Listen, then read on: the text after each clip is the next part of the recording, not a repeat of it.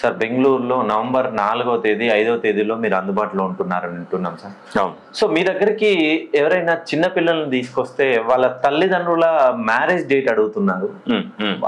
వాళ్ళకి మొదటి సంతానమా రెండవ సంతానమా ఈ డీటెయిల్స్ ఎందుకు అడుగుతున్నారు సార్? సిద్ధాంతులు ఎవరు ఇవి అడిగారు, మీరు మాత్రమే అడుగుతున్నారు. దాంట్లో ఏముంది అంటే కొంతమందికి తప్పనిసరి.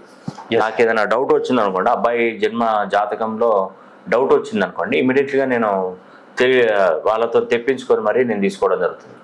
కొందరికి అవసరం లేదండి, కొందరికి అవసరం ఉంటుంది, కొందరికి అవసరం ఉండదు.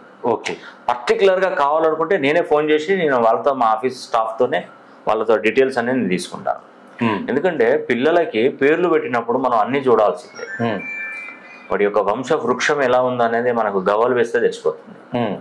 వంశవృక్షంలో ఏమైనా కర్మలు, దోషాలు, శిశు హత్య పాతకాలు కానీ, సర్పశాపాలు కానీ, బాలారిష్ట దోషాలు కానీ, పితృశాపాలు కానీ వాళ్ళకి ఏమైనా సంక్రమించాయా వాళ్ళ వంశంలో, వాళ్ళకంతా వస్తూనే ఉంటాయి. అయితే ఈ బాలుడు పుట్టినప్పుడు వచ్చే వరకు ఈయనకి ఎన్ని దోషాలు ఉన్నాయి, ఎన్ని ప్రాబ్లమ్స్ ఉన్నాయి, మరి ఈ సమస్యల నుండి బయటపడడం ఎలా అనేది కూడా నేను ఆలోచించాల్సిందే. ఓకే, అందుకే చిన్నపిల్లలకి చాలా జాగ్రత్తగా పేర్లు పెట్టడం జరుగుతుందండి. సో నేను చెప్పేది ఏంటంటే నవంబర్ 4వ తారీఖు 5వ తారీఖు నేను బెంగళూరు మహానగరంలోకి అందుబాటులోనే ఉంటాను. 4వ తారీఖు అపాయింట్మెంట్స్ అనేది కంప్లీట్ గా పూర్తి అయిపోయినాయి. ఓకే, ఈ బెంగళూరు 5వ తారీఖులో మాత్రం ఇంకా కొద్ది అపాయింట్మెంట్స్ ఒక 10 ఉంటాయి అంతేనండి.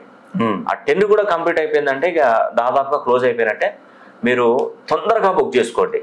ఓకే, తొందరగా అంటే తొందరగానే బుక్ చేసుకోండి. ఆ టైం ఇంకొక 3 రోజులు అయిపోయిందంటే కథం క్లోజ్, ఇంకా అపాయింట్మెంట్ క్లోజ్. మళ్ళీ మీకు 1 మంత్ పట్టవచ్చు, 1.5 మంత్ పట్టవచ్చు మళ్ళీ నేను బెంగళూరు రావాలంటే.